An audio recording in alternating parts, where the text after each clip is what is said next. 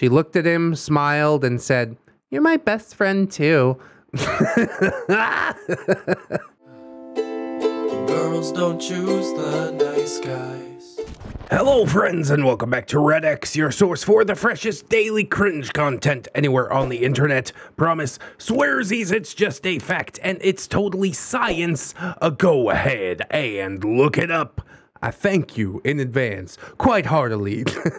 We're trying to shorten up the intro, shorten up the outro in this video so I don't do as much rambling. But today we've got COUNSELORBEARD, who apparently is a fairly good-looking beard, if you couldn't tell by the thumbnail. We're gonna go ahead. I don't see any curse words right at the front, so it should be safe. Let's get some plugs and disclaimers out of the way, and then we will dive right into some of this Tales of Neckbeards cringe.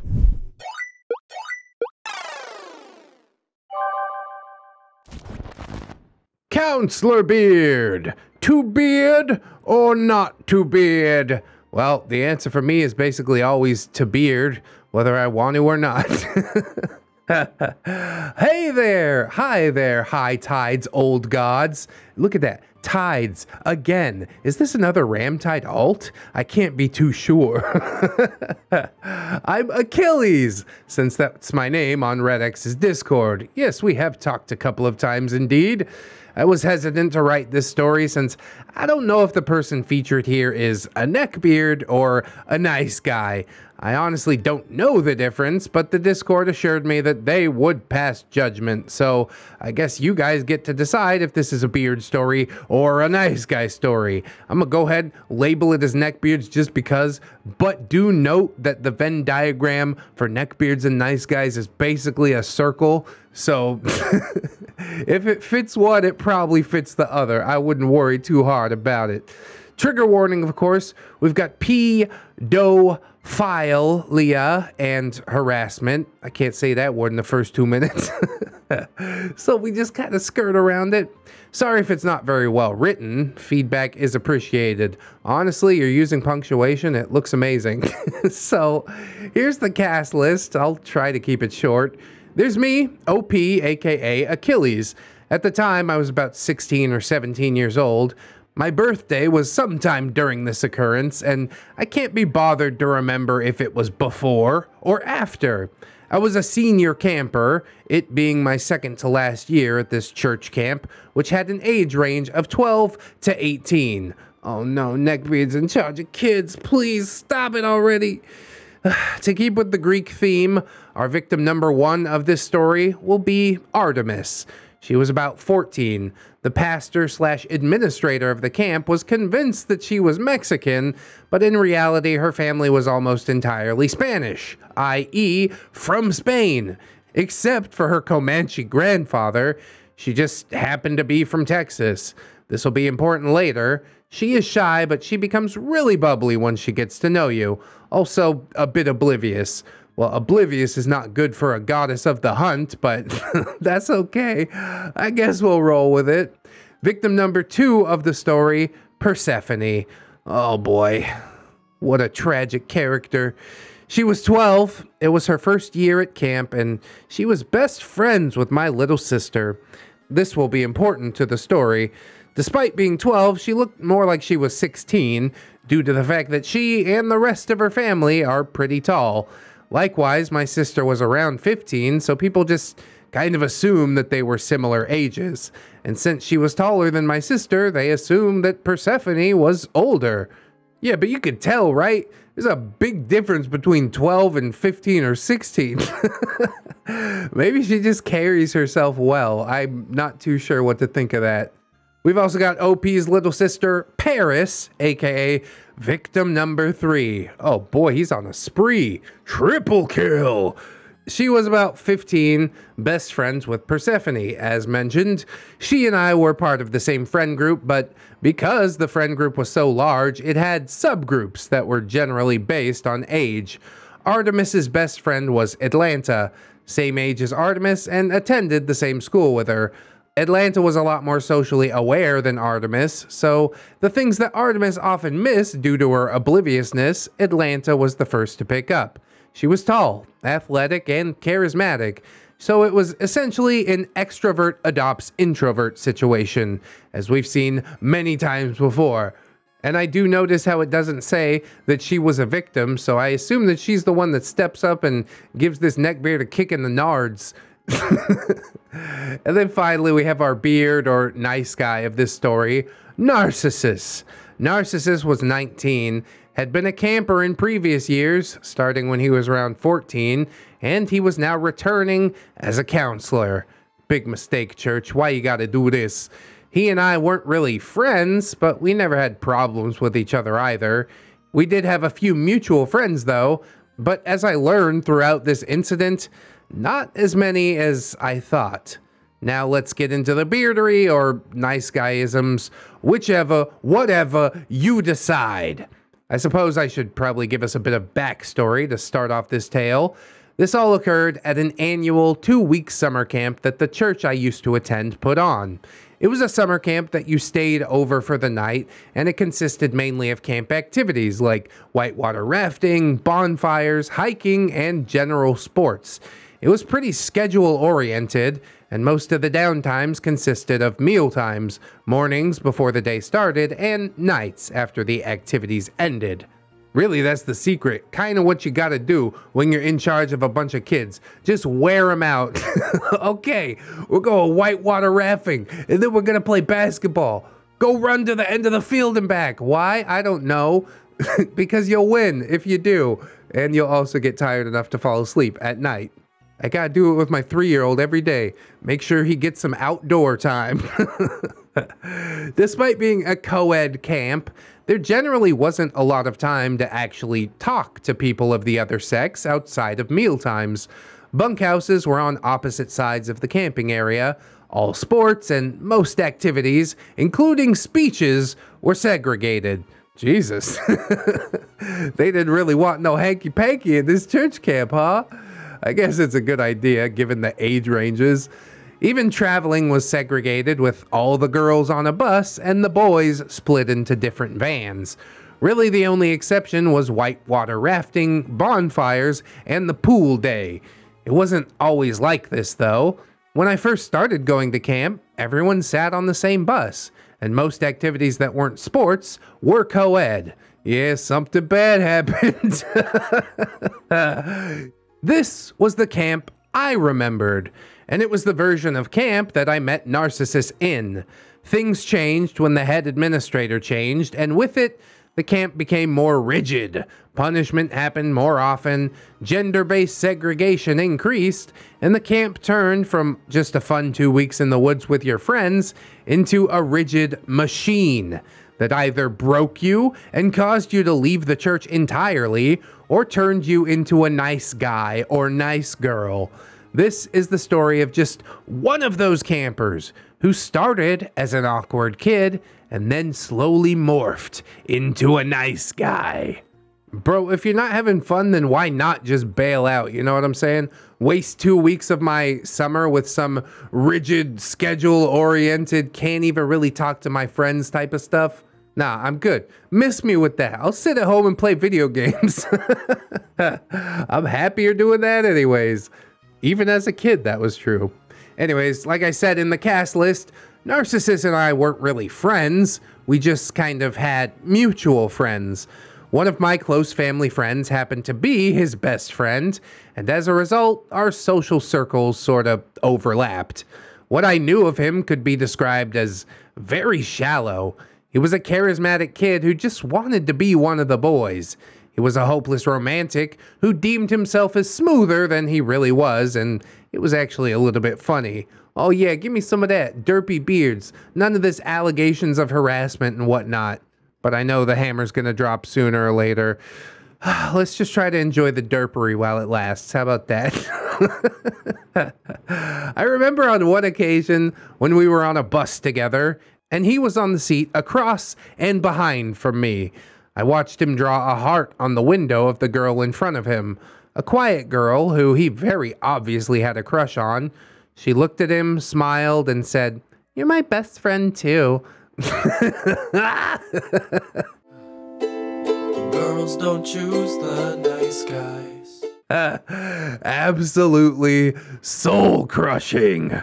It is what it is, bro. You shot your shot. Now you got to take the L and walk away. It's fine. What you don't want to do is extend this experience into a 2-week-long stalking session.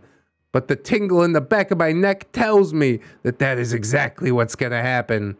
Narcissist tried to play it off, pretending that that was what he meant the whole time. But we knew. We all knew. To be fair, he was like 14 at the time, and I was 12, only allowed to be at camp because my birthday was in the middle of it. We were all pretty cringy back then. Oh yes, those teenage years, let me tell you, you think you're the coolest, and that just ain't true. Fast forward to 2016. It was a year of bottle flipping, dabbing, and killer clowns. Ah, you guys remember it? The before times? Yeah, me either. Our Lord and Savior, Harambe, had only died the previous month. Oh, now I'm sad.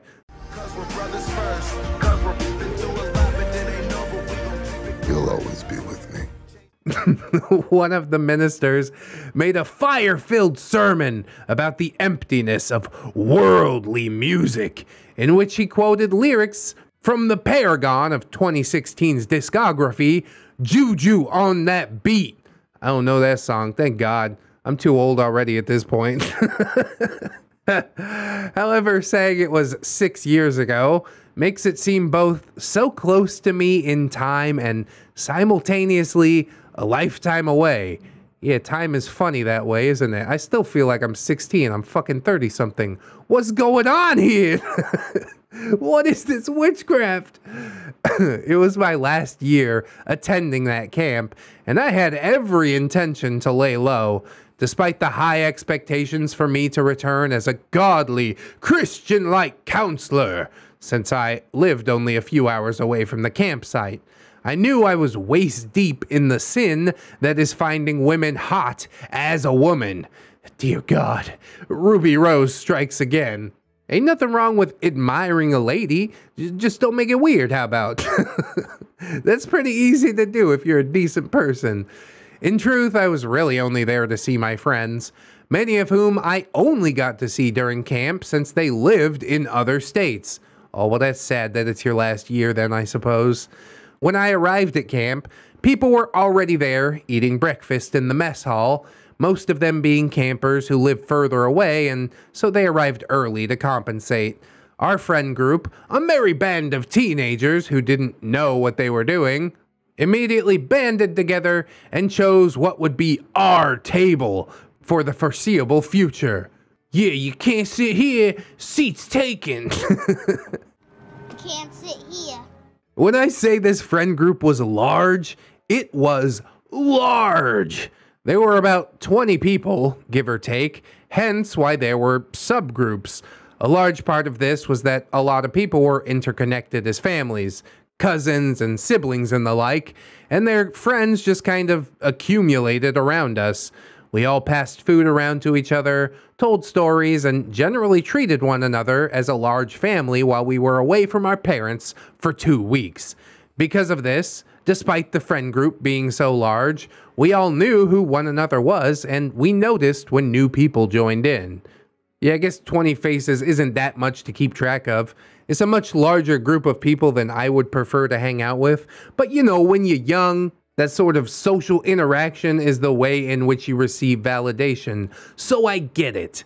Now, we weren't against people joining in. If we were, then we wouldn't be such a large group. We likened ourselves to the anti-clique. In previous camp years, the older campers grouped themselves into a small clique that often bullied younger campers under the guise of helping them. What a bunch of jerks, bro. Hey, you know Jesus is watching, right? Huh? Oh, yeah, fine.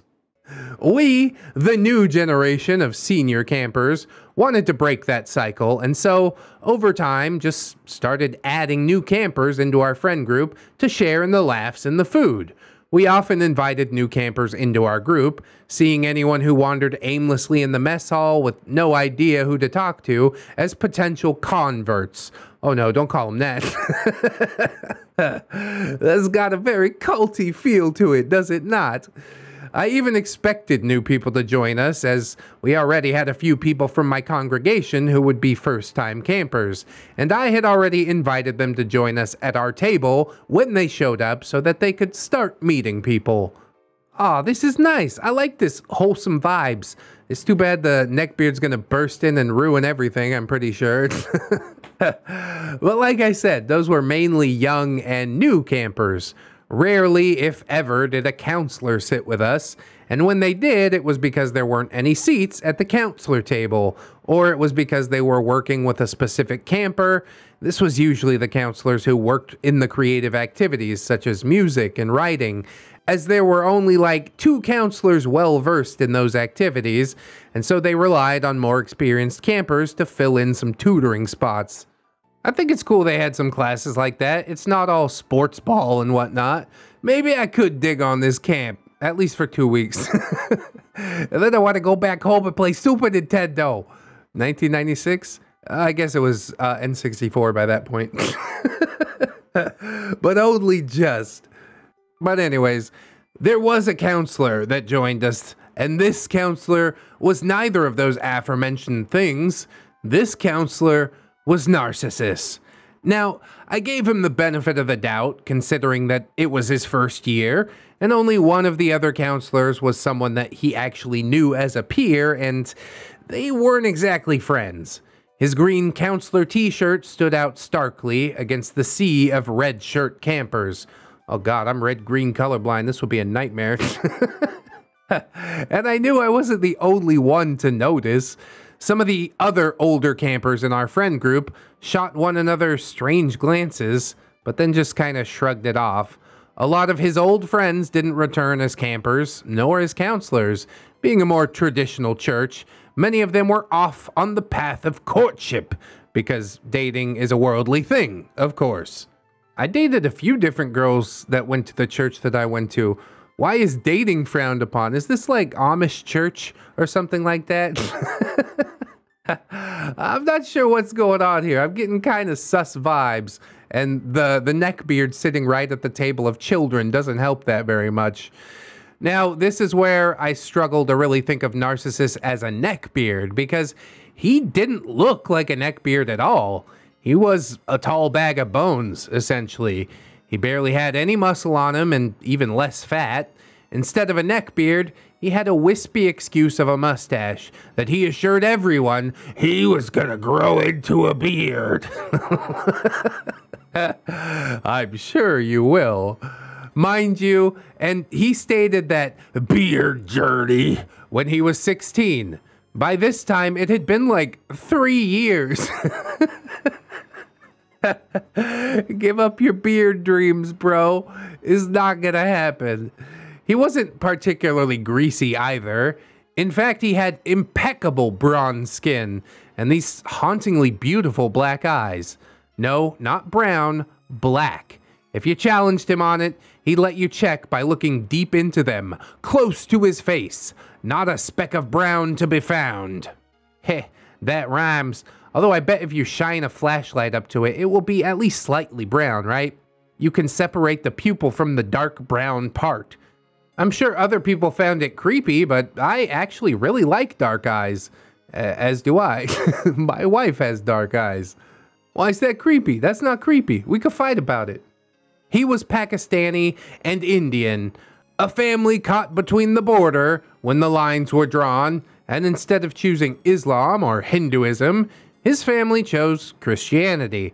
I guess that's a good out. He was charismatic, funny, and made friends easily. He had even received one of the Best Campers awards. There was one for boys and one for girls. He received this only the previous year due to his popularity with both the campers and the staff. He wasn't even really that nerdy outside of his love for Iron Man and Batman, and instead he leaned towards athletics.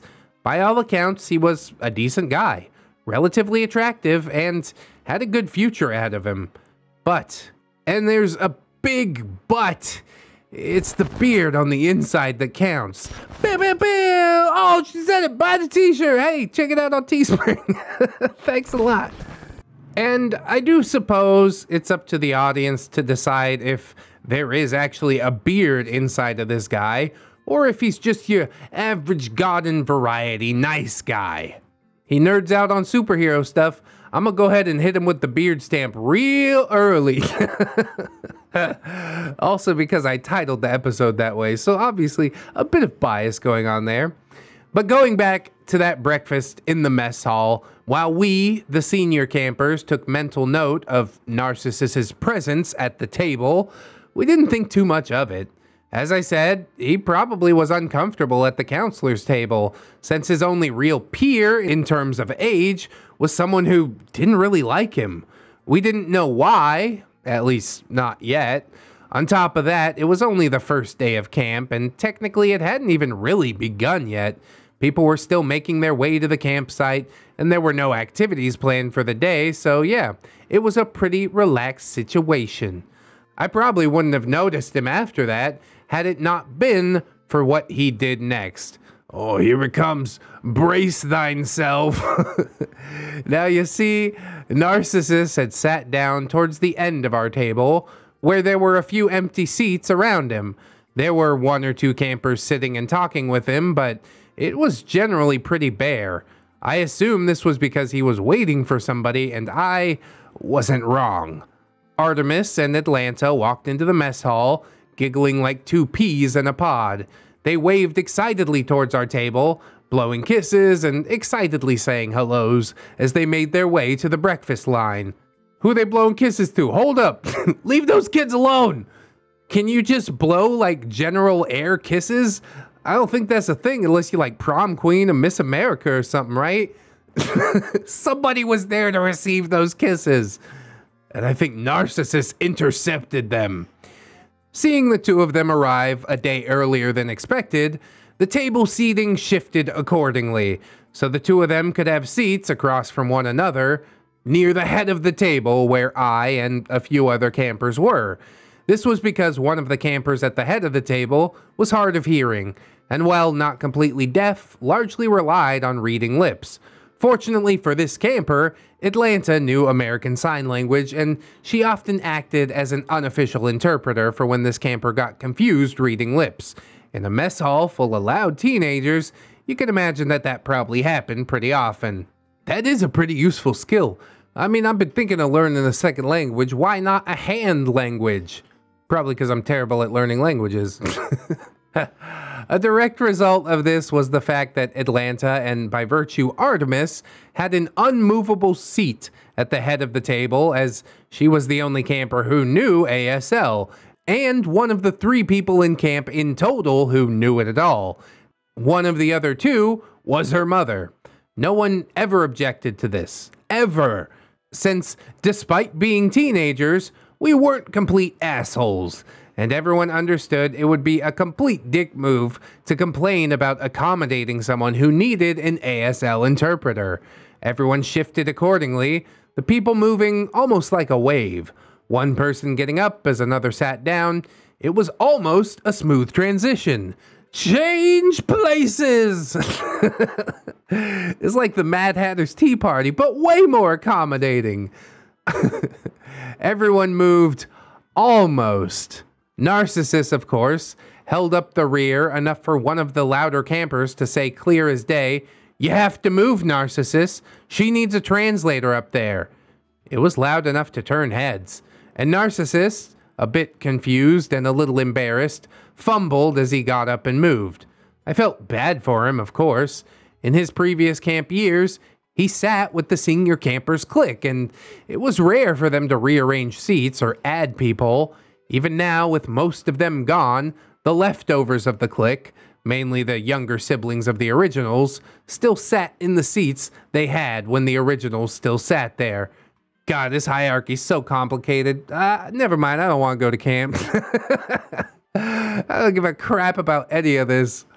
It was probably pretty jarring to have to move, but At our table, moving around your seat to accommodate someone new was a near daily occurrence. Yes, there's a new way. What's all this about a new way? It's a Clockwork Orange reference. What's this about a new way?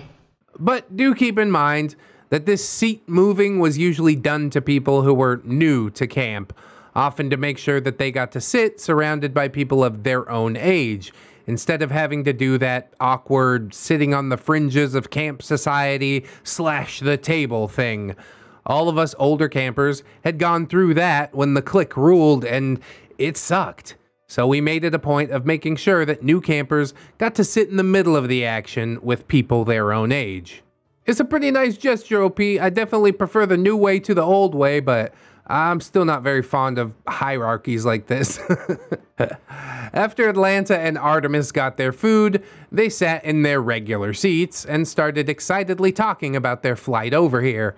The campsite was in the woods of Pennsylvania, and they were from New Mexico. A long way away, but they weren't even the furthest travelers there. So their flight was pretty tedious. The main topic, though, wasn't even the traveling. Quickly, the topic shifted to the newest activity on the camp's lineup, a water park. Aw, hell yeah. You know all that mess I was talking about not going to camp, right? I was just kidding, right? I want to go to the water park. Our camp never did things that meant spending time in the world, as the camp was meant to be a space away from worldly things. Why you keep saying it like that? Stop saying it. I'm back out again. We would stay away from worldly things for 2 weeks so church teens wouldn't get into drugs or dating or sex or homosexuality. I mean, it'll keep them away from it for 2 weeks, I guess. What do you do when everybody goes back to the worldly things? There's the rub. It didn't work, of course, but A for effort, I guess. So funny. The water park was a hot topic. Everyone was wondering what must have occurred to make it so that the strictest administrator the camp has ever had would now allow us to experience something as worldly as a water park. For those curious, it was because dangerously high river levels meant that we couldn't go whitewater rafting that year, and it was kind of just a last-moment decision. Well, that's one Scooby mystery solved. We were so engaged in speculation that I almost didn't notice when Narcissus tried to shove a chair between Artemis and another camper. Almost. Bruh, you are too old to shoot your shot around here, all right? You don't just take the L and walk away in this situation. You sew that L onto your shirt so everybody that you meet can see how large it is. I don't like this already. But luckily, OP did notice this happening. You see, the table was extremely packed, so there was really no graceful way to move anyone without doing the whole wave thing. So it was just Narcissus trying to shove a chair into a non-existent gap. The chair squeaking a little too loudly as he did it. Oh, that's really awkward. Please, can we shun him now? I mean, you don't necessarily know he has bad intentions at this point, but really, what good can come of it? Oh, hi, Narcissus. Atlanta waved eagerly as the rest of the table slowly moved to accommodate Narcissus's seat. Oh, God. Why? He just barely got it to fit when he sat down. Now, do you think he talked to the table? Do you think he even made small talk or maybe attempted to engage in the conversation? No, he did not. Did we try to engage him? Yeah, we did. He's just here to make it completely awkward for everybody. Why would you make this choice? After all, the conversation was about the water park, and since he was a counselor, we all figured that he probably knew better than we did, but instead of answering our questions, he just kind of shrugged us off and gave us one-word answers until we kind of just stopped talking to him. I want this seat right in the middle, and then I'm not going to talk to anybody. All right, weirdo. He only piped up a few times, and it was only ever in response to Atlanta. No one else. Just Atlanta. Oh, God, dude. At least she's not victim number 4 from the cast list, all right? I know she's probably going to be all right. But this man is going to leave a trail of broken children in his wake, and I already feel the impotent rage rising. I hate him. He hasn't even done anything, and I hate him. It was weird. I'm sure it was. Especially considering in previous years, he would have been all about talking to people and telling them about his flight, cracking jokes, the works. I, however, seemed to be the only one who noticed, and I just kind of shrugged it off. Maybe he was tired. Maybe he just didn't know what to say, but wanted to enjoy the conversation. Can't you enjoy the conversation from the other side of the table? How about the other side of the planet? I'll mail you a transcript. And OP continues, who's to say? Well, time had to say. 3 days later, we're about a quarter of the way through camp. He's still sitting at our table, still making it a point to sit next to Artemis, and still not talking to us. Artemis or Atlanta? I think you mean Atlanta, maybe. I don't know what's going on. At this point, he had upped himself from sitting with us to standing with us. He still wouldn't contribute to the conversation, just hovered around Artemis as we talked. Maybe it's not Atlanta. He did say Atlanta earlier. Oh, what's going on with this? It's one of those two girls. Doesn't really matter. They're both way too young. Somebody needs to chemically castrate this man ASAP. The one time he did really try to contribute was when we were all sitting around a tree and he offered to play the guitar for her. Not us, mind you, but her. Asking her what songs she liked. Oh, God. This is probably the douchiest play in the book. Stop it. Unfortunately for him, she had a pretty niche music taste, and he didn't know any of the songs that she asked her. Yeah, generation gap is real, bro. Holy shit. If that's not proof positive. It was obvious to everyone that Narcissus had a crush on her. I talked about it with some of the older girls at night in the bunkhouse and confirmed it with some of the boys. Everyone had varying degrees of emotions on the matter. Apparently, according to the boys, he'd been crushing on her ever since her first year at camp, when they were both campers. Well, that was your window, bro. Mind you, she would have been 12 and he would have been 17, maybe 16. Oh, God. I take it back. That's not a window at all. Close it. Lock it. I didn't do the math. Some of the boys found it weird, but others, mainly the younger ones, didn't see an issue with it other than the fact that he was now a counselor. Yeah, just wait till you're older and see how a 16-year-old sees a 12-year-old. You know that ain't right. Essentially, the same thing was felt on the girls' side of things. The older girls, such as myself, found it a bit off, while the younger girls thought it was flattering, even though it was inappropriate on the basis that he was a counselor.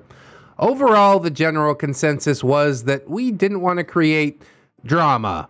Bro, drama's happening to you. You are embroiled in it. The only thing to do now is stomp it out. Otherwise, this is going to go really poorly for a girl who is way too young. Oh, I hate it. Because, yeah, anything that might stir up mild amounts of conflict as a teenager is drama. I count this as drama. This is dramatic. By bringing it up, we would be creating more drama, and we decided that as long as he wasn't doing anything exceptionally weird, then we would just leave it alone. He's stalking her. He's trying to serenade her, and everybody's just okay with this? Am I taking fucking crazy pills here? That said, we did agree that someone should talk to Artemis, just in case, and I volunteered. What are you gonna tell her? Coach her on how not to be a victim? Why not go after the one who's victimizing her? Oh God, I'm boiling. Let's take a deep breath. Let's wind it back. Not wanting to stir anything up, I decided to talk to her during one of the few times that he wouldn't be around, and that was on the bus. The only guy allowed on that bus was the bus driver himself, so Narcissus couldn't use his counselor status to worm his way into her presence. Oh God, what a scumbag. I gave Atlanta a heads up and got Artemis to sit next to me near the back of the bus, where it was less likely for someone to overhear and spread some rumor about it like wildfire. Yeah, that's basically an inevitability. It seems like people are already talking about it if you're going around getting opinions on it. The damage is done! Now it's just up to the counselors to step in. God, I hope one of them overhears this rumor. But instead, OP says to Artemis, "Hey, Artemis, I wanted to talk to you about Narcissus," I said, attempting to test the waters. "He's been around a lot, and I just wanted to make sure that you were okay."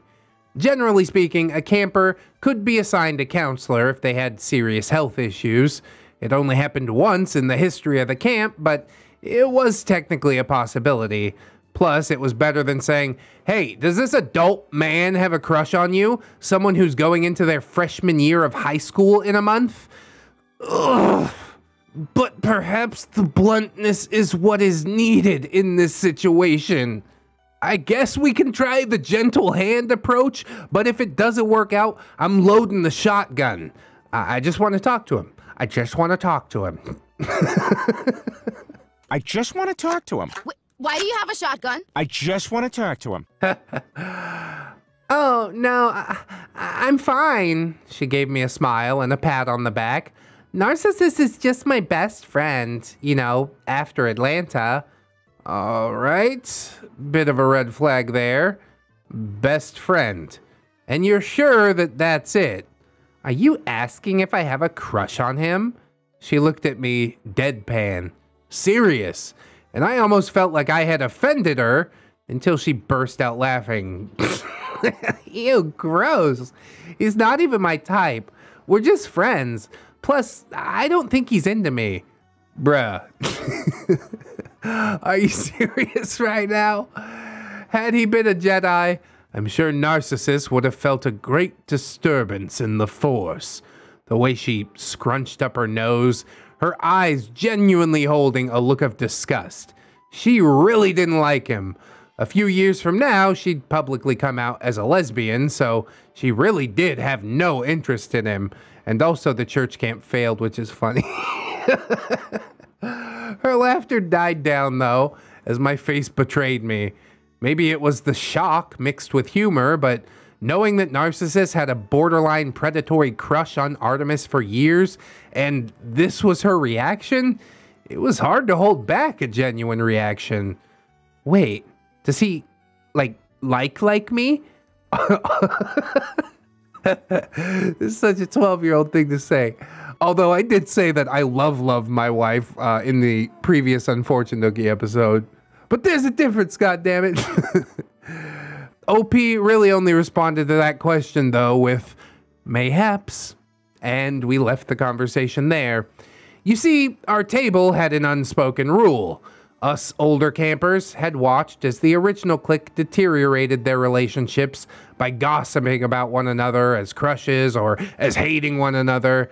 They'd talk about each other with secret code names, so no one would know who they were talking about. God, it's so high school. Ugh. Makes me want to die by proxy. Despite the fact that the code names in question were just the first initials of their names. Duh. I'm telling you, kids think they're so clever, man. This, of course, created a genuinely toxic environment that seeped throughout the camp, and it was just exhausting. So for our table, our rule was that if you had a crush, don't take it seriously. We all knew who was crushing on who pretty openly, and we openly talked about it if we were so inclined, and as a result, for the most part, the crushes just kind of died down, and the friendships remained intact. No one could blackmail you with, "I'll tell your crush that you like them," if the crush already knew, and their friends knew, and you also knew that they knew. I kind of like this system. Then you can get an answer straight out, like, "Hey, you got a crush on me back? No? All right then." I will just pour some water on that flame of passion. It was almost taboo for narcissists not to have openly talked about it. The boys only knew because of the aforementioned talking about your crush using their first initial tradition that he and the original clique had. But at the same time, he was a counselor, and that was just a bridge that no one wanted to cross. Somebody needs to. I'm gonna tell you right now, this is not the sort of thing that you look the other way from. She's 12, for God's sake! So, after Artemis acknowledged the crush, we moved on and talked about something else. Probably the Outsiders, since that was Artemis's current obsession. Seems like a strange pick, but alright. Stay golden, pony boy. So long as narcissists didn't escalate things to a weird level, we would just let things be. Ugh, it's already weird. Day 5 of camp rolled around. It was baseball day. A day where we would be separated by sex once again, meaning that we would only see Narcissus during lunch. This was the day that Narcissus landed himself on Atlanta's bad side. All had been going well. I, per usual, sucked, as I couldn't swing a bat to save my life. But fortunately, neither could half of the camp, since they were more soccer people. We were all having a good time, laughing and sharing stories. Since the bathroom was on the boys' field, we even got to occasionally hear how the boys were doing from the weary travelers who survived the hot trip from field to field, carrying with them tales of young men moonwalking their way between the bases upon a home run being hit. Just having a good old time. The boys tended not to get competitive until the bottom half of the day, at lunch. Yeah, then they got fuel for the fire. It's time for the mating ritual battle thing. Buckle in, I guess. Lunch happened, and we all clambered to find a comfortable eating spot on the bleachers, as today we had no tables to rely on. Everyone found their spot and marked it with a pink water bottle. Yes, the girls had pink water bottles, and the boys had blue. That was, unless you were a counselor. Then the girl counselors had purple, and the boy counselors had green. This is all really confusing. I hate stuff like this, man. It's far too regimented. No wonder I couldn't cut it in the military. Since lunch was being set up on the girls' field, we got to go first. We all had our plates full of food by the time the boys got there. Atlanta and Artemis, as usual, were sitting together. Artemis was complimenting Atlanta's skill, Atlanta being one of the most athletically talented campers, and Atlanta gave Artemis and the girls around her a few tips. The boys began to move in shortly after getting their food, and before long, the whole bleacher was filled up. Everyone was there. Everyone except for one person. Oh, thank God for that. The one person we're watching has disappeared. Good. I hope he fell off the planet. Gravity just decided we don't need him no more and let him be yeeted into space by the rotation of the Earth. Narcissus had been caught up in being a counselor, and to his great chagrin, he had to eat last with the rest of the counselors. Oh, it's almost like that's what they're paying you to do, stupid. And so eat with the counselors he did, dejectedly, at the bottom of the bleachers. That's where you belong, away from the children. About halfway through lunch, Atlanta got up and ran down the bleachers. I was told later that this was because her mother, one of the cooking staff, had signed for her to come down for something, And the moment she did, Narcissus moved in like a shark, moving Atlanta's stuff onto the steps of the bleachers and just taking her spot. Artemis seemed a bit flabbergasted, mustering out a hello, only to be interrupted by one of the more outspoken campers, who gave absolutely zero fucks about Narcissus's status as a counselor. "Why'd you move Atlanta's stuff?" She's moving to eat with her mom," Narcissus said, not missing a beat. "No, she isn't. She's coming up right now." Lo and behold, she was right. Arnold was right. Atlanta was coming up, and her face was riddled with irritation as she looked up to see Narcissus. I could only assume his first line of defense was attempting to stare her down, but upon realizing that that wasn't gonna work, he moved his things further down the bleachers and shoved his way between two new campers that had been sitting by Artemis's feet. He moved his things further down the bleachers and shoved his way between two new campers that had been sitting by Artemis's feet. Atlanta glared at him, annoyed that her food was in the middle of the walkway where anyone could step on it, but she didn't say anything to him. Instead, she simply remarked under her breath, "Weirdo," and moved on. Don't do it under your breath. Tell him right to the back of his head. "Hey, quit being weird, Counselor Beard." Heh, that rhymes again.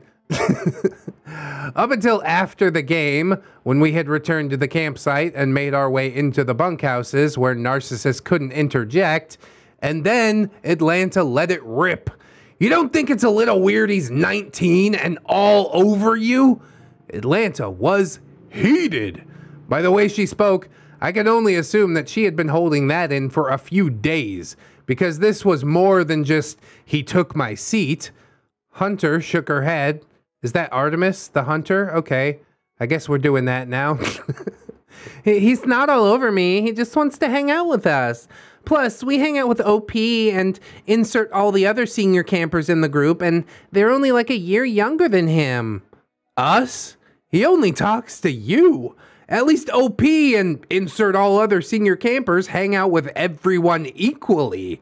"He's just shy," Hunter Artemis said. "When we're alone, he's super talkative and really funny." Red flag numero dos. I don't know, man. If we're keeping count of the red flags, we're up to 5 or 6 by now, aren't we? If you remembered from the very beginning, Narcissus was not ever someone that I, or literally anyone else, would consider shy. He literally won a glorified popularity award, an award that was given out to anyone who was generally charismatic and good at sports. A previous winner on the girls' side had flailed around a thong and had bullied a younger camper to literal tears, and she still won because she had the personality, athletic skill, and charisma of a Texas State cheerleader. Narcissus isn't normally shy. I butted in from my top bunk above them. "Okay, well," Hunter said, searching for an excuse. "Since he's a counselor, he's just probably, overwhelmed." "Can't he be overwhelmed with other adults?" Atlanta said. "He's been butting in between us all camp." Hunter took a moment, sighed, and gave Atlanta a hug. "Tomorrow it's just gonna be you and me, okay? I promise." Spoiler alert. That did not happen. Probably didn't need the spoiler, but yeah, that's about my expectation. Day 7 of church camp, the dance. Oh God, don't tell me a 19-year-old asked a 12-year-old do a dance. I'm already on the brink of Alt F4, man. Every church camp, we have a youth dance. It's pretty much a night where we go to a nice meeting hall, get fancy catering, get all dressed up, and dance. But only, Jesus-approved dances, of course. But yeah, it was a dance, nonetheless. Was that the two-step? You doing the Watusi? The whole place would be set up like a fancy restaurant with cloth-covered tables and fancy table settings. Food would be brought to you, just like a restaurant, and the dance was professionally DJ'd. It wasn't all fun, of course. there was a specific reason as to why we had this night. Etiquette training.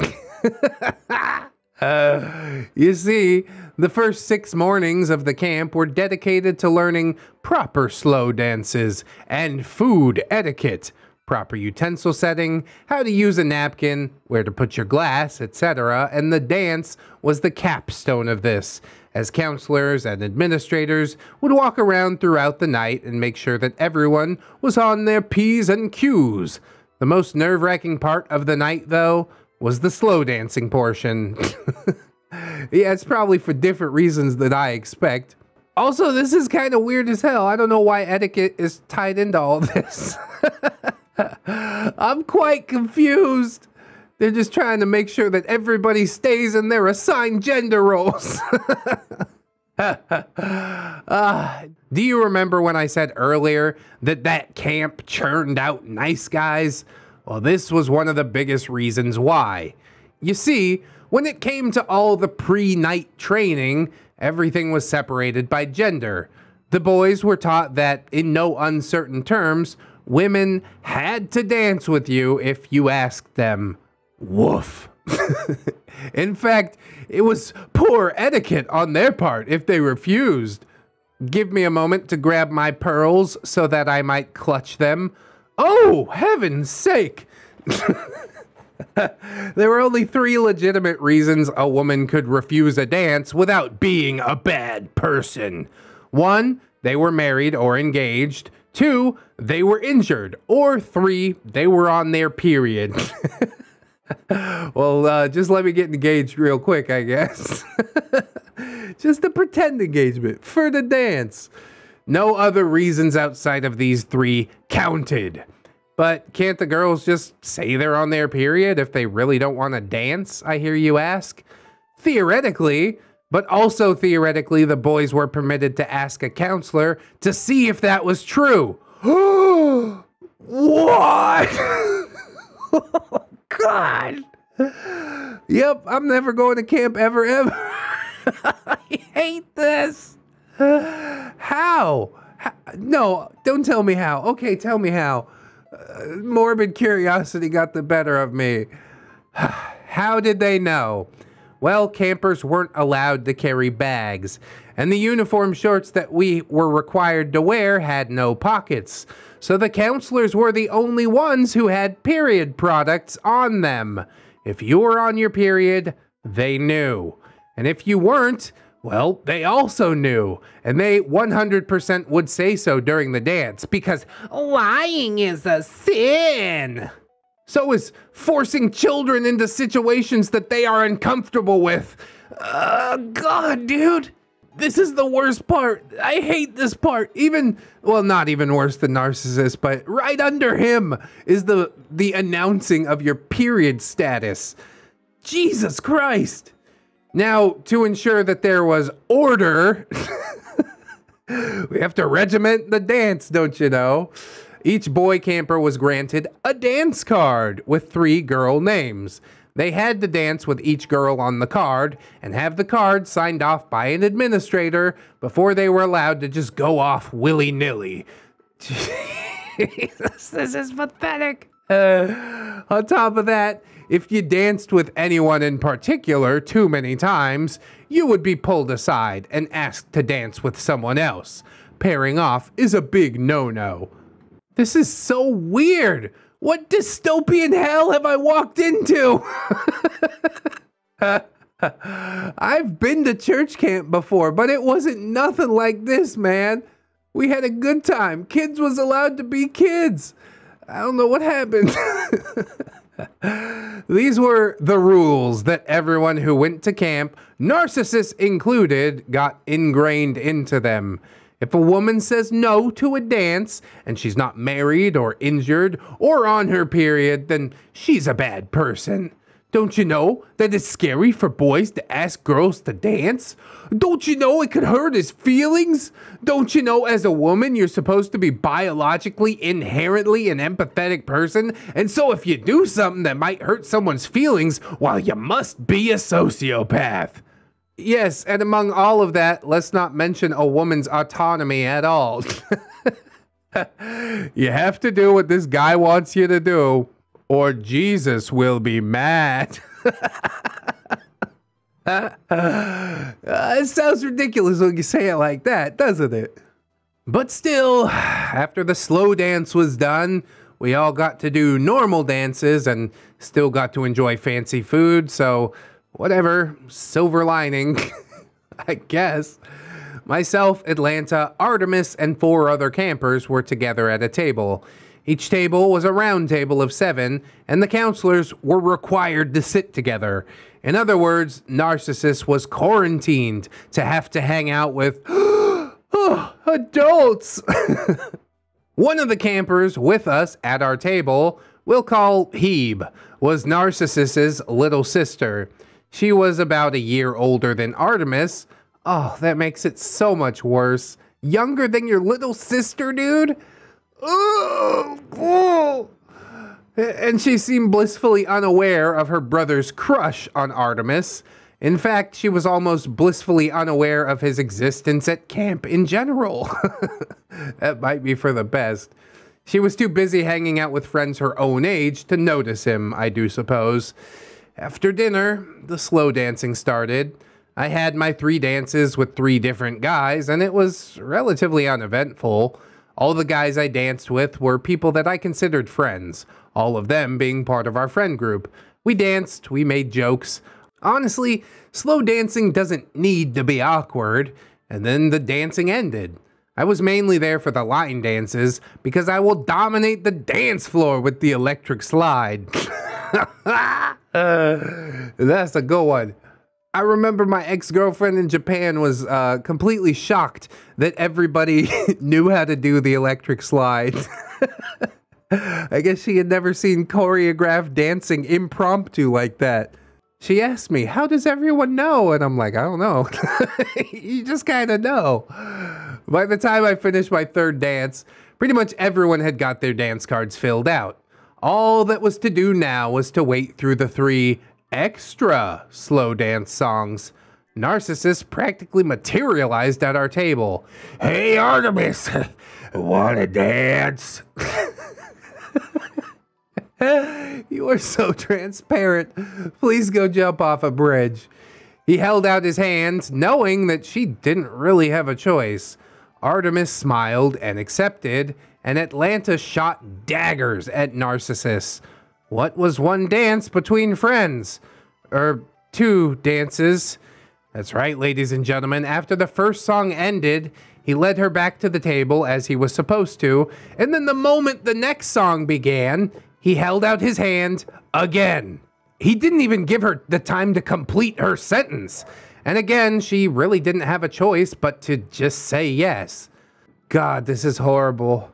And this is just condoned by the church, or not even really condoned by the church, but everybody just kind of seems to look the other way. I guarantee you the other counselors see what's happening. Don't you think that's a little weird, huh? Say something, you fucking idiots! Protect this child! We're not here to protect her, we're here to teach her how to submit to men. God, dude. I still love Jesus, bro, but there is a reason that I bailed out on organized religion, all right?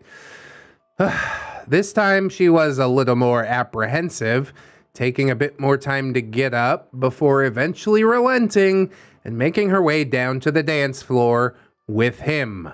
Did I mention she just turned 14 and that he is 19 going on 20? I mean, I feel like I did, but I just had to make sure. I'm double checking. Yeah, I also feel the same way, like I'm taking freaking crazy pills, that everybody's just standing around like, it's pretty harmless. Is it though? You're gonna wait until she actually gets assaulted to do something about it? Ugh. Okay, 2 dances. He takes her back to her table again. He doesn't leave. He doesn't sit down. He just stands by her chair and waits, and then asks her to dance again. God damn it, dude. Now, I know what you might be thinking. Hey, OP, didn't you say earlier that administrators would separate you if they thought you were pairing off too much? Oh, ho, ho, ho. I did, dear reader, That I did.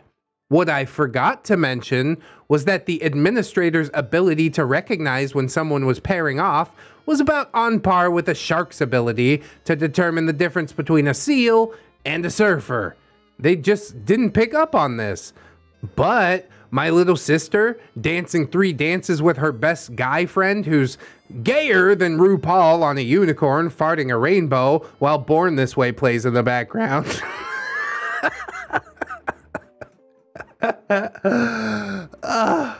Clearly, they are in an intimate relationship, right? That needs to be addressed by the parents. This is so stupid. By the time Artemis got back from the 3rd dance, she was clearly uncomfortable, and Atlanta was fuming. The moment a secular dance song came on, Atlanta grabbed Artemis's hand and they made for the dance floor. She and Artemis danced the night away with her friends. Atlanta clearly making sure that Narcissus got nowhere near Artemis. And that was the night Atlanta got on Narcissus's bad side. Oh boy, what's the retribution gonna be? Winter is coming. Day 9 of camp. There are 5 days left, and the big bonfire is set for the next night. Despite Narcissus's attempts, he's essentially been stonewalled from the head of the table. No one moves for him. No one lets him sit.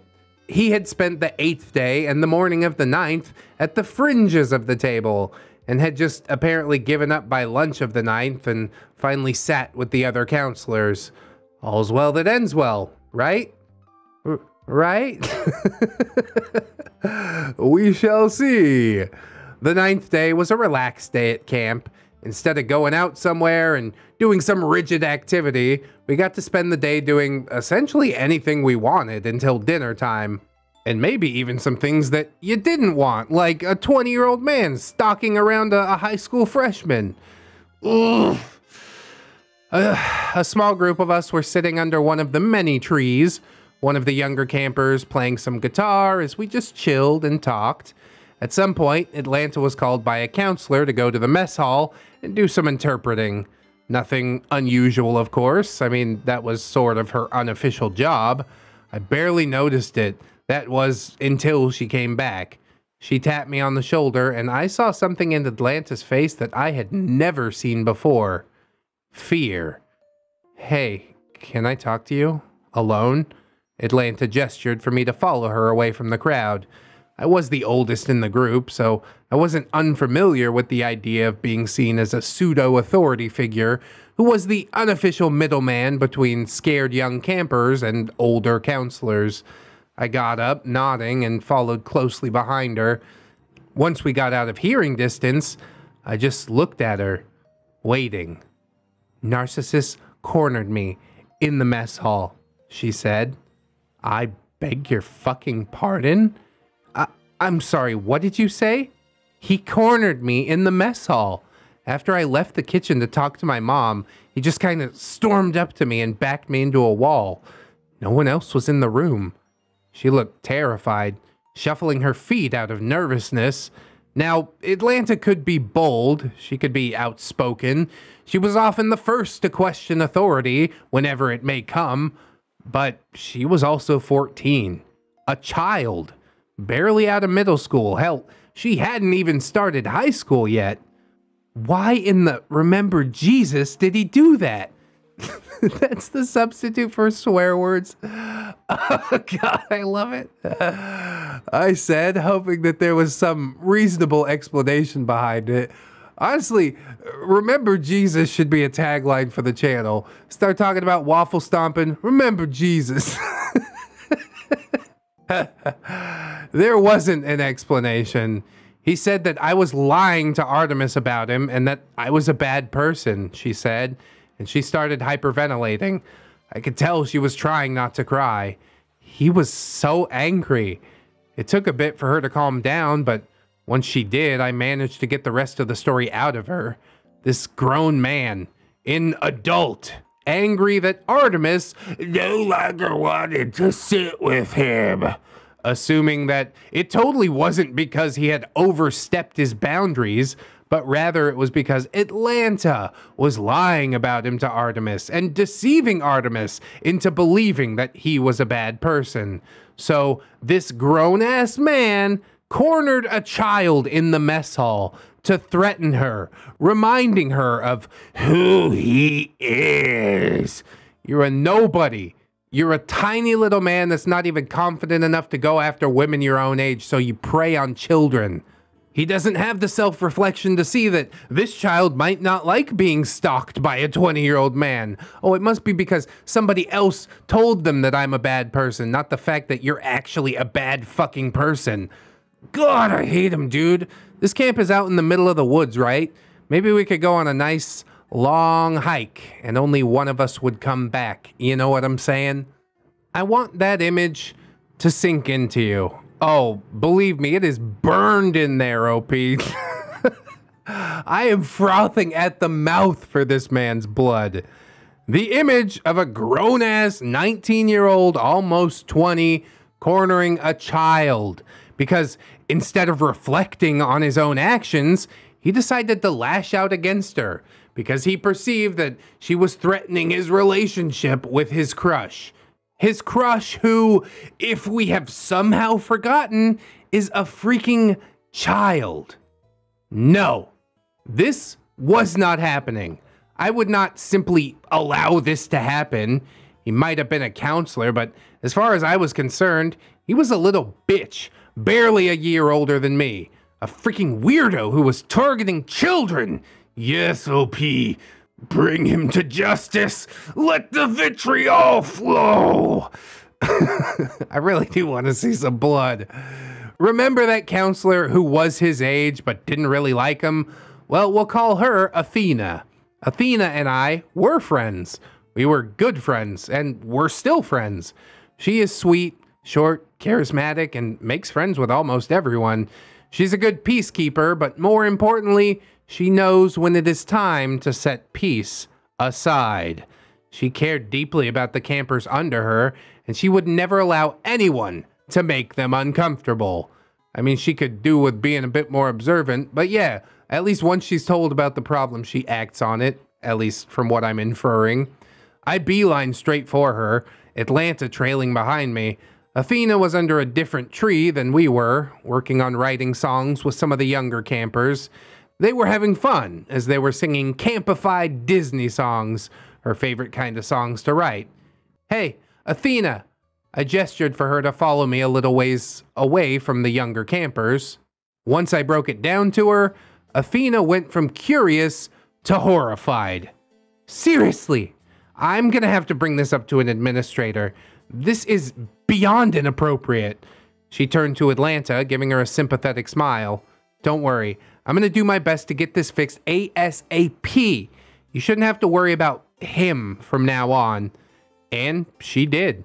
Went to the administrator's office and did her best to let the administrators know exactly what was going on. And what did the best bring us? Well, he was still a counselor. He was still in a position of authority. He was given a stern talking to about what is and what is not appropriate, and that all of the counselors had to sit at the counselor's table. Well, he didn't spend time with us for the rest of camp and left quietly. Did the stern talking to work? Did he learn from his mistake and not target little girls anymore? Well, you read the cast list. There are 2 more victims left in this story, but that'll have to be for another time. And this time, he'll have the shield of the internet. God damn it, dude. So, what do y'all think? Neckbeard or Niceguy? I'm sorry this was long, but I hope you enjoyed it as much as you can enjoy something like this. Preach. It was pretty slow in comparison to what happened after this year at camp, but it was really this camp year that set off the weird, explosive nature of what happened in the weeks afterwards. TLDR, 19-year-old camp counselor orbits and harasses 14-year-old camper and then threatens her best friend. Neckbeard or Niceguy? God, that is a difficult question, is it not? I mean, he does have interest in, what is it, Iron Man and Batman. That kind of gives some neckbeardy vibes. But honestly, I've known some neckbeards who were good people. I've never met a nice guy who is actually a good person deep down. And that is the key difference here, I suppose. This is not a person that I would ever be friends with. This is not a person that I would associate with or bond over nerdy things with. He's a predator, plain and simple. But if we have to put something besides the predator label on him, I suppose I would go with nice guy. But first and foremost, yes, definite predator, and I hate everything about this.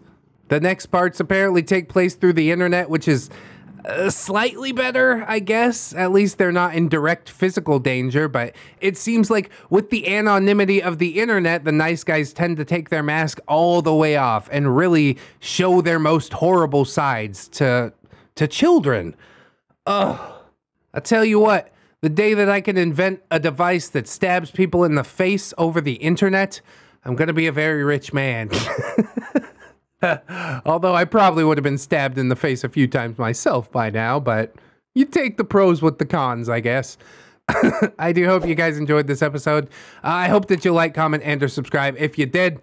Very beefy episodes these last couple days, but I do hope that you guys enjoyed it. Maybe you share it around. Maybe you check out some of them links down in the description. Plugs, playlists, podcasts, social medias, you know, Twitter, Discord, Facebook. We also got my Patreon. Oh, I'd like to thank them very much. So thank you, Robert Waits, Camille Sarah, Logan Wolf, Conrad Ingy. Hey, Mr. ReddX, thanks for sending me them fun bucks. Landlord Jerry says my legs are safe for now. Think about Landlord Jerry, he comes back every month. There ain't no keeping that guy down. Captain Clown Jerry, Hong Kong, Aaron W, Twisted Child, Saruano Ash, Cinnamon Susie, For Old Lang Syne. Irari is back to this since it's just more fun. Yeah, I take that. Jari the Pirate, Silent Revolver, Jerry, the OG, Jerry, it's really him. Jerry Kitsune, Satori, 211 Jerry, the Fellowship of Jerry. Yeah, we got it right here. A jury of jubilantly juggling Jerrys, a Justy Jargonian Jerry, a Lunia Demonista, Althea Blue, Anunnaki, Assassin Pug Jerry, Bang Bang, Aurora Wildheart, AXN Grizzly, Baby Jerry, oh, it's so cute, Bailey Joy, Bearded Jerry, watch out for that guy, Beards, da. Oh, Jaws theme in beard noises. And then just eating Doritos at the end. Bitch Gremlin, Blade the Hero, Blip Bloop Jerry, Catholic Jerry, formerly Atheist Jerry, but the Inquisition showed me the light. Commander J Tank, Confederate Jew, Dennis Dayton, Dinosaur Nightlight, Disposable Waifu, Dr. Larks, Emergent Jewel, fell down this pipe running from a walking mushroom thing, it's Mr. J, Frozen Over Studios, Fire Drake, Gypsy, Adrian BR, I can't help falling in love with Jerry. I'm Slim Jerry, yes, I'm the real Jerry. All you other Slim Jerrys are just imitating. Irish pirate, top of the barn into ya. Itchy nuts, just scratch 'em, bro. A pimp named Jay Crisp. Yes, you have to say the whole thing. J.M. Coon, Jennifer Schaefer, Jerry Smith Barbatus Cervicus, Jerry Blacktail, Jerry Nice, Jerry Evil, Jerry the Outlaw Mother Trucker, Honk Honk. Jerry was a Gray Star driver. I got my super back and we went round 2, but my tires hit a bunch of marbles and it spun out. Yeah, that'll happen. Hope you're all right. John Hero, John, Jerry, Jingleheimer Schmidt, Simbufa, because if you boof it, it's free. KJW, Kajow, Crowhey, Miss Monday, Lord Jerryo, like and subscribe. It's a good one. Lady Dix. Marble Jerry was on their way to stop Comrade Jerry from dealing on their turf when their van was attacked by an STI. Oh, now we get the other side of the story. Melgar the Destroyer. Metal Factor. 9 out of 10 dentists agree that he is more metal than Arthur Henry, Jerry, Tom, and ReddX. Well, that's just not true. I agree with the 10th dentist. Mr. Carrot 797, Natari, Needless King 89, Nightmare Jerry, oh no! Origami Steve hit Jerry with a bag of marbles after catching him cheating with Tom. That's why he's not Origami Jerry Steve anymore, see? They got a divorce, see? Ah, so sad when that happens. Patron saint of chicken nuggies, Saint Jerry. Phantom of the Pines, Jerrykins and Jerry Beth. Ramtide Lacrimates, Rose, Jerry Miller, TSM Kirby, Sarita the Lolita, Sassy Octopus, Silo Imp, slipped on a marble and into the neckbeard world. Welcome to my world. Stables, aka Jerry Yeet, Stephanie Goodner, Synaptic Boomstick, Brilliant Tamago, Tapioca Boogaloo, Teddy the Police, Tenta Monster, the Italian Greyhound, Dino, whatever, the Token Trans Queen Jerry, funny name pending. The untrue Fusky, Tom, but it's the Jerry on the inside that counts. Church, Unbusy Bee, V3 Prime, welcome friend, Viking Jerry, Wikitac, Will Mags, Comrade Mooney, Kira, not another Jerry, yes you are, welcome to the fold, you're a wizard Jerry, Redwind, not a Viper, Side Jerry the Cyborg, Saint's Blessing, a normal Jerry, JB, the best daily berry snack, promise swears it's just a fact as totally science and is slightly toasted, Hunter of Jerry's, Devour of all things tasty, it's Tom, Admiral T-Tank, Amara Alder, Atomic Jerryzilla, Breaker of the Tom Army, AZ, Babsy Coon, Barbushka's Radiated Jam,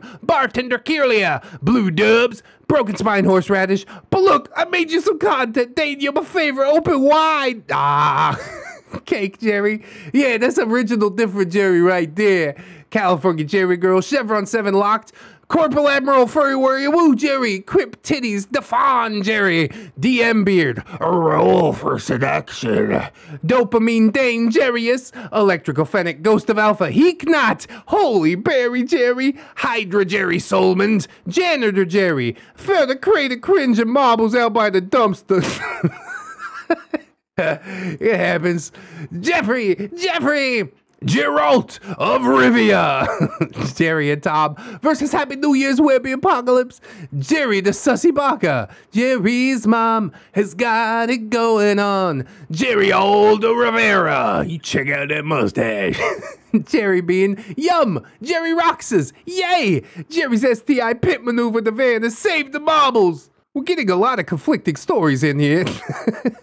Jerry role-playing game featuring the obligatory furry PC, Freddy Fazbeard, Judge Jerry and Executioner, Kid Marvelous. Hey, it's King Tom, Smasher of Jerryzillas, Kitsykin, Life of Guardian, Little Ann Woods, Lucia Lovecraft, Chia, CD, maybe next time Milk-Fed Gimp, Miss Duchess, Not Invisible Angel, One Leg Jerry makes a marble deposit in Dayton's bank. Bro, if I opened up a bank, I would embezzle so hard. Origami Cam, put your emotions on hold, and let's talk about these nuts. Ghosty, Raptor Art, she's my Jerry Pie, go drink a Mountain Dew on a big surprise, Sheep Jerry working at Joanne's Fabrics, they don't carry marbles, Snary, that's Snob Jerry, Spoony the Rogue, Spoopy Scary Jerry Ton, Techno Dubs, the Jerry Fellowship of the Marble. Oh, we're going on a grand adventure. The Necro Jerry Com, the Not Gaslighting Jerry. There's no war in Red Sing Say. Some ReddX Industry branded marbles. The original Jerry is not the X card. Hey, welcome to Infinite Jerry and beyond. Tuna Fish Jerry, oh the cod. I keep trying to swim around, but I'm dummy thick, and the slap of my tail fins keeps alerting the bears. Tom Promise, Jerry swears. Oh no, bad Jerry. Tom be good boy, don't swear, it's just facts. So you size. Go ahead. Look it up. Play it up in another ReddX video. And big shout out to my $1 patrons as well. Lordy Lord, that Patreon's blowing up. I would appreciate if some more people sign up on the Patreon, you know, but if you can't afford to do it right now, don't sweat it too hard, friends. I just appreciate you coming on through, hanging out with me, and I hope that you'll come on back and hang out with me again tomorrow. In order to do so, you need to keep yourself safe out there, wash your hands, but also take some time out and do something that you personally enjoy today. Maybe like watching some more ReddX videos. Do it. Feels good. Always remember, friends, that you are loved, you are worthy, and you definitely, definitely deserve it. I shall see you in the next one. And until then, friends, bye-bye.